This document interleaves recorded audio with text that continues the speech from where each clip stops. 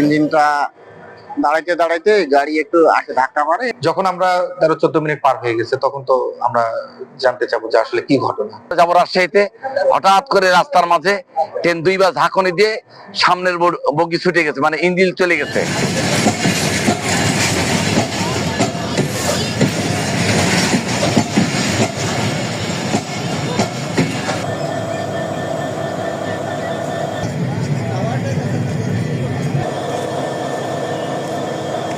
ট্রেনটি চিলাহাটি থেকে রাজশাহীর উদ্দেশ্যে যায়। বিরামপুর ছাড়ার পর ডাঙ্গাপাড়া স্টেশন পার হওয়ার পরেই ট্রেন পার্টিং হয়ে যায়, ট্রেন থেকে ইঞ্জিন আলাদা হয়ে যায়। তারপরে বাকি ইঞ্জিনটা দাঁড়াইতে দাঁড়াইতে গাড়ি একটু আগে ধাক্কা মারে, এইরকমই, আর কিছু হয়নি। যখন আমরা 13-14 মিনিট পার হয়ে গেছে তখন তো আমরা জানতে চাবো যে আসলে কি ঘটনা।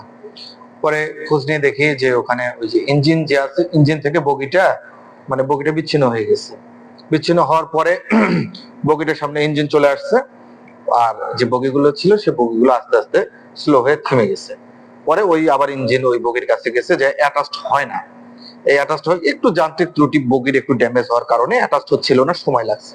পরবর্তীতে ঠিকঠাক করে 10টা 39 আমরা হিল স্টেশনে ট্রেনটাকে নিই, বরেন্দ্র ট্রেন। যাবো রাজশাহীতে, হঠাৎ করে রাস্তার মাঝে ট্রেন দুইবার ঝাঁকুনি দিয়ে সামনের বগি ছুটে গেছে, মানে ইঞ্জিন চলে গেছে। যাওয়ার পরে ট্রেন থেকে অনেকে পড়ে গেছে, অনেকের মাথা ফেটে গেছে, অনেকের ঠ্যাং ন্যাংড়া হয়ে গেছে। তারপরে একজন তো কালভার্টের নিচে পড়েই গেছে।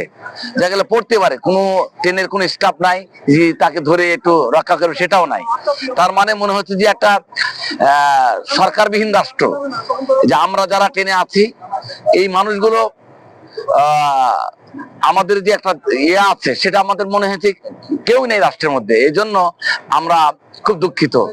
তো এই ট্রেনের যিনি পরিচালক, ওনার পরিবর্তন করা দরকার। এই ট্রেনে যে কতক্ষণ আগে হয়েছে, কিভাবে হয়েছে, এটা কোনো তাদের মানে আয়ত্তে নিয়ে আসেনি।